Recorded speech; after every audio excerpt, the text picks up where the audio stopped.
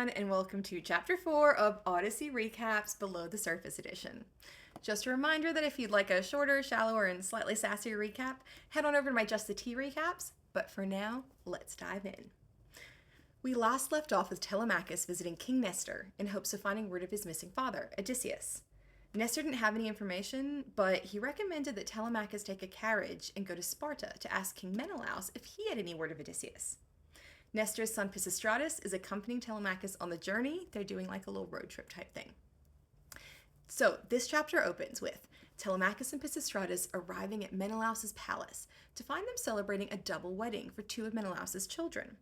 A guard sees them arrive and runs to ask Menelaus if he should let them in or send them along to find shelter somewhere else with people who aren't having a double wedding. Menelaus is really angered by this, and he reminds the guard that they were taken in and cared for by so many hosts during their long journey home. Turning strangers away now would be a slap in the face to the gods, and if they hope for Zeus to keep them safe in the future, they must care for all the guests that come to them seeking respite. This is another reminder about the importance of proper guest-friend relationships, and how violating these rules risks divine punishment. All of these reminders highlight how the vile behavior of the suitors at Ithaca is not just improper and rude, but also dangerous, as they are inviting the wrath of the gods, especially Zeus, king of the gods. But Menelaus welcomes Telemachus and Pisistratus into his palace, but he doesn't ask their names, so he doesn't know who they are. He just orders his slaves to take care of their horses, help them bathe and dress in fine clothes, and then invites them to join the feast, where he, King Menelaus, gives them the best cuts of meat from his very own plate. When they have finished eating, Telemachus comments to Pisistratus that the palace is so beautiful and filled with treasure that it looks like Zeus's palace on Mount Olympus. Menelaus overhears them and tells them it is nothing like Zeus's palace and that he has suffered greatly to attain his wealth and treasures. He tells them about some of his suffering and losses, particularly the murder of his brother Agamemnon. He says the treasures he acquired are not worth the deaths and violence of the Trojan War. I'm going to read the end of his speech to you because it's just fantastic.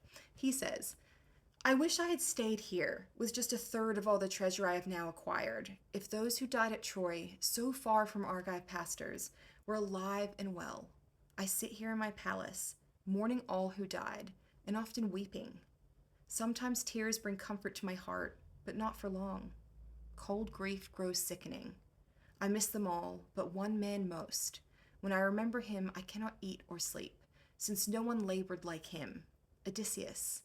His destiny was suffering, and mine, the endless pain of missing him." He then goes on to say that they don't even know if Odysseus is alive or not, and how his family must really miss him. I'd like to point out a few things here. Note how the war is spoken about as a terrible conflict that was not worth the cost. It was Menelaus's wife Helen who was kidnapped by Paris, Prince of Troy, and the supposed reason for the war being fought at all, but there's no mention of Helen here. When Menelaus speaks of the war, he speaks of the treasures he captured and the men he lost. One of my professors at university said that the Iliad is, at its heart, an anti-war text, whose purpose is to show the human cost of warfare. We can see that same legacy continued here in the Odyssey, where even the man who was at the center of the ignition for the conflict questions if it was worth it. Hearing Menelaus mourn his father, Telemachus starts to cry. Menelaus gives him space to grieve, guessing it has something to do with his father, but not knowing his father is Odysseus. As he's hesitating, Helen enters, as beautiful as a goddess, and she sits down with them. Helen immediately asks her husband who these two young men are, and correctly guesses who Telemachus is based on his looks. I'm going to read what she says. She says, "I never saw two people so alike as this boy and Telemachus, the son of spirited Odysseus. The child he left behind, a little newborn baby, the day the Greeks marched off to Troy, their minds fixated on the war and violence. They made my face the cause that hounded them." The image here is a powerful one. Odysseus leaving his wife and newborn son, not knowing if he'll ever return, leaving them at their most vulnerable time, all for a war that Menelaus has just told us wasn't worth it. Of course, Helen is sitting here, safely returned and surrounded by the wealth and slaves they looted from Troy as spoils of war. But the way she phrases her last line is very interesting. The Greeks' minds were fixated on violence and war, and they, the Greeks, made her face the cause. The Odyssey never shies away from the horrors of warfare, and here we can see the benefits and the costs laid beside each other, and we are asked, was it worth it? Menelaus agrees with Helen's assessment of Telemachus and says that the visitor looks just like Odysseus, and that he noticed he cried when he spoke of Odysseus. Pisistratus chimes in and tells Menelaus that he is correct. This is indeed Telemachus, the son of Odysseus. Menelaus then launches into another speech about his love for Odysseus and how he had always thought that they would come home together and remain close for the rest of their lives, but that the gods have begrudged their friendship and kept Odysseus away from home. At this point, everyone is crying, remembering Odysseus and others who were lost in the war. Pisistratus speaks up, saying that they must stop crying, but that their tears are important. He says, "There is no harm in mourning when a person dies. It is the only honor we can pay the dead, to cut our hair and drench our cheeks with tears." Then he asked Menelaus if he knew his brother, Anticlus, who died at Troy and had left before Pisistratus was even born, but Menelaus agrees that they have mourned enough, and they will speak more of all of this in the morning. They return to feasting, and Helen mixes the wine with drugs to take all the pain and rage away, to bring forgetfulness of every evil.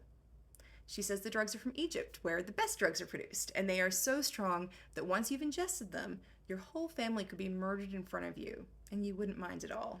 Which, pretty powerful drugs. While they drink, she tells a story of Odysseus at Troy. One night, Odysseus had dressed like a beggar and went creeping through the streets of Troy to gather intelligence. Helen had recognized him and swore she wouldn't tell the Trojans, and so he told her everything he was planning to do before leaving. She says, on his way back, he used his long bronze sword to slaughter many Trojans, and he brought useful intelligence to tell the Greeks. The Trojan women keened in grief, but I was glad. By then I wanted to go home. I wish that Aphrodite had not made me go crazy when she took me from my country and made me leave my daughter and the bed I shared with my fine, handsome, clever husband. Menelaus agrees with her about Odysseus' talents, and he decides to tell a different story. He tells a story about how when they were in the belly of the wooden horse at Troy, Helen went around the horse, mimicking the voices of each man's wife, calling them to come out, but Odysseus held them all inside, even clamping the mouth of one man shut who couldn't bear it. Finally, Athena led Helen away, and they were able to remain in hiding until they could burst out and begin the slaughter. Telemachus is deeply saddened by these tales, saying, "But Menelaus, all this makes it worse. My father's courage could not save his life, even if he had had a heart of iron." He asks to go to bed, saying he needs the comfort of a deep sleep. They all go to bed, and the next morning when they awaken, Menelaus finds Telemachus and asks him why had he come so far? Why did he come to find him? Telemachus tells him about the suitors, how they're slowly bleeding his kingdom dry. He says he needs to know what happened to his father, and asks Menelaus to tell him the truth, whatever it is.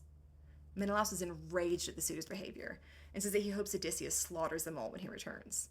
Menelaus says he will tell Telemachus everything he knows. He launches into the tale of what befell him when he left Troy. He too was delayed by the gods for improper sacrifices, and he got stuck on an island, one without a very attractive tropical goddess, but an island.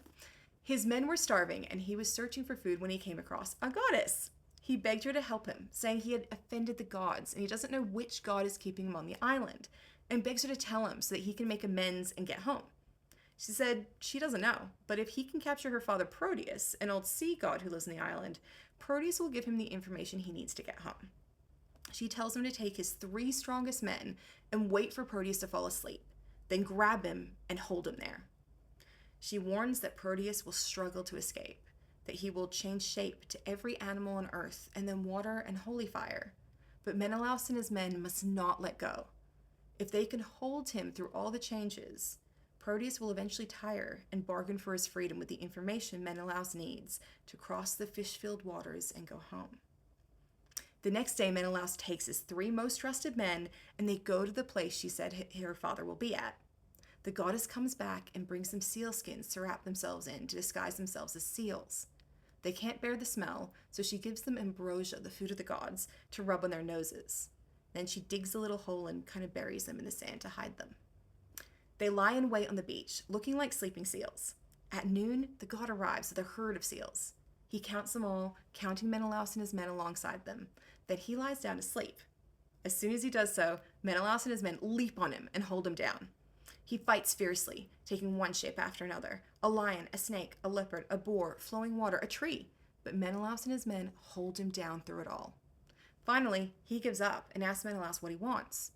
Menelaus asks him which god is angry at him and how he can make amends and get home. And the god tells him Zeus and many other gods are angry at him, basically all the gods, and that he must go to Egypt and perform proper sacrifices, and then he will be allowed to go home. Menelaus says he will, and asks him what happened to the other Greeks who sailed home from Troy. Did they arrive safely?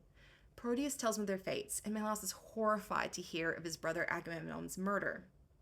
Proteus also tells him there is one more who is not home yet, Odysseus. He says Odysseus is trapped in Calypso's island.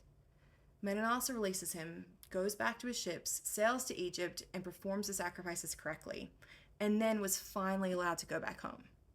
When he finishes his tale, he asks Telemachus to stay with him for 11 or 12 days, and then he will send him on his way with many gifts. Telemachus says unfortunately he can't stay. He has to get back home to his ship and his men in Pylos and then on to home in Ithaca.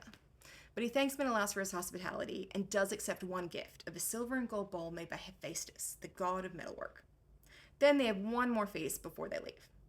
Meanwhile, back at Ithaca, the suitors are playing a fun game of discus when one of the suitors named Noemon comes up and asks Antinous if he knows when Telemachus is coming back from Pylos with Noemon's ship because he needs it to go check on some of his horses on another island.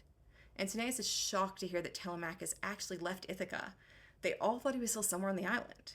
They asked Noemon for more details, including who he took with him, and are angered to hear that not only did he have a crew of strong sailors, but he also possibly has a god accompanying him, as Noemon saw Mentor leave with him, but he just saw Mentor still on the island, so he thinks that a god in disguise is helping Telemachus. The questions about the crew are also telling, as Antinous asks Noemon if he was accompanied by slaves, laborers, or Ithacans. When Noemon tells him he was accompanied by high-class Ithacans, the best in town except for ourselves, Antinous is disturbed and angered, as he should be. Telemachus has proved that he does not need to rely on forced labor. He can convince strong, able-bodied men from good families to pledge themselves to his cause to find his father. This indicates strong support amongst the Ithacans for Telemachus and his family, and is a threat to both the suitors as a whole and whoever succeeds in marrying Penelope and trying to take the throne. Noemon and Antinous and the rest of the suitors are furious. Antinous curses Telemachus' tenacity and makes a gloomy prediction that this is the start of worse. He decides to take a ship and go and wait for Telemachus in the strait between Ithaca and Same, and promises a sad end to this journey for his father. The suitors love this plan and agree with him before returning to the palace, but a loyal member of the household had overheard their plan and runs and tells Penelope. Penelope is horrified to learn that the suitors are planning to murder Telemachus, and also that Telemachus is no longer on Ithaca. I'd like to take a moment here to imagine her horror. Her son, who we've been told over and over is still very much seen as a child and not a man by most of those on Ithaca, has vanished into the sea, just like her husband did 20 years ago. Her grief and fears are entirely for the safety of her son, but it's impossible to ignore that she has also now lost her last male protector. Up until now, we have heard time and time again that Penelope's future is really in the hands of her male relatives, either her son or her father or brothers. And now, without another male relative in the palace to defend her, she is in serious jeopardy, and the careful strategic game she is playing with the suitors just became much more deadly. I'm going to read a section to you. Grief wrapped around her, eating at her. The house was full of chairs, but she could not bear to sit upright. In her bedroom doorway, collapsing on the floor, she wept and cried. Around her, all her women, young and old, were whimpering. Voice thick with tears, she sobbed. She asked the women why none of them told her Telemachus had left on such a dangerous journey, that if she had known, she could have stopped him. She orders them to tell her father-in-law Laertes what the suitors are planning to do, to see if he can beg them to spare Telemachus' life. The nanny who had helped Telemachus prepare for his journey tells her that Telemachus had sworn her to secrecy because he didn't want his mother to cry and spoil her beauty. She tells Penelope not to tell Laertes, as he is old and has enough pain of his own. She tells Penelope instead to go and pray to Athena, because she may be able to protect Telemachus. Penelope is soothed by her words and agrees and goes and prays to Athena, begging her to save the son I love and protect him from the suitors. Meanwhile, the suitors are celebrating Telemachus' imminent demise and are boasting that now Penelope will be forced to marry one of them. Antinous chooses 20 of the strongest suitors, and they arm themselves and set sail for the strait. to lie in ambush.